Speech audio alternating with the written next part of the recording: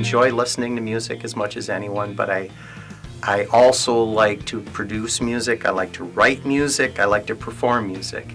And so I feel very blessed that I've been able to do those things. I'm Daryl Schmitz. I'm the owner and operator of 33 and 3rd Street Sound here in St. John's, Michigan. I am the recording engineer, the producer, the equipment setter-upper. I do all of those things. I even make myself coffee. I've always enjoyed listening to bands that try something different, even within their genre and in an environment where they're trying to make money. It's been a very good learning experience for me to be able to listen to, observe, and try to emulate other musicians, other producers on the other side of the recording studio glass in making the decisions and trying to be as creative as possible without fitting into some sort of a niche that's just tiresome to the listener. I had been a brass instrument player all the way through high school, and into the Spartan marching band I played sousaphone, which is a hang over your shoulder tuba. After I had played for 1 year in the Spartan marching band, I was given a call by General Motors, offered a job, and so that was that. And from there, I decided to build this studio here. This right here was the performance room, and the little tiny room you see back there was where I sat. And it's very cramped back there, but at the time, I really wanted to try and make the best use of the money I was putting into materials to build this, and so I just tried to keep everything on a small scale, not knowing where this venture would go to. I decided to put the control room in here, and it works great. I mean, this is just perfect amount of space for the control room. It's just grown step by step and accumulated equipment over the years from playing in bands. I just had sound equipment from here and there, and put it all together, add water, instant recording studio. When did you open the studio? Well, I made that recording for Stan Saylor in 1998, and I considered the recording studio open for business at the time. There is no real typical day here in the studio. What I'm trying to do basically is make it so that when the customer gets here, the customer doesn't have to wait while I stumble through a lot of setup work that should have been done before they got here.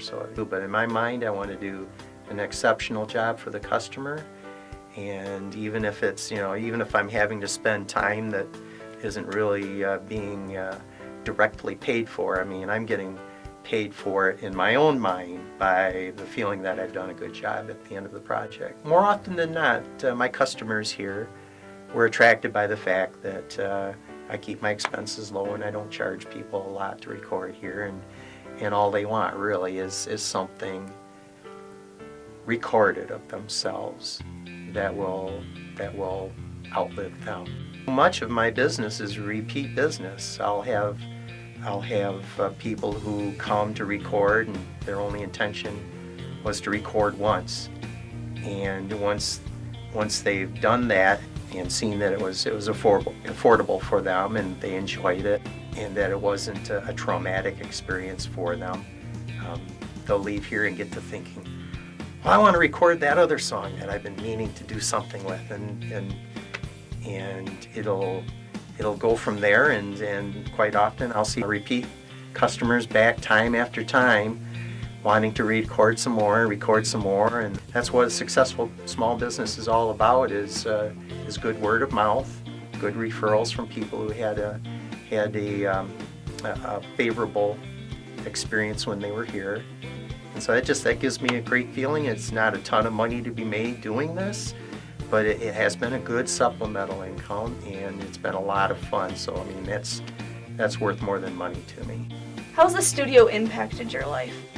The decision to run this business was a commitment.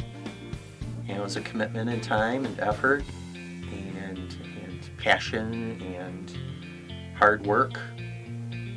And so, I mean, there was no way, given my decision to do as good of a job as I could possibly do at it, there was no way that it wouldn't impact my life in some profound way. And whatever time it has taken for me to do this, I feel has been time very well spent. As far as careers, can you picture yourself doing anything else? I would like to continue doing this, regardless. I have no plans on discontinuing it anytime soon. Anyway, it's too much fun. Continues to be fun. That's the best indicator to me that I want to keep doing this, is that after 15 years of doing it more or less as a vocation, if even a side activity, it's still as fun now as it's always been. Thank you for the interview today, Mr. Schmitz. You're welcome. Thank you for asking me to take part in this project. It was a pleasure. Minnie the dog, and in parentheses it says pint-sized ball of explosive energy. That's a Facebook page. So check it out. Become a fan. You won't regret it.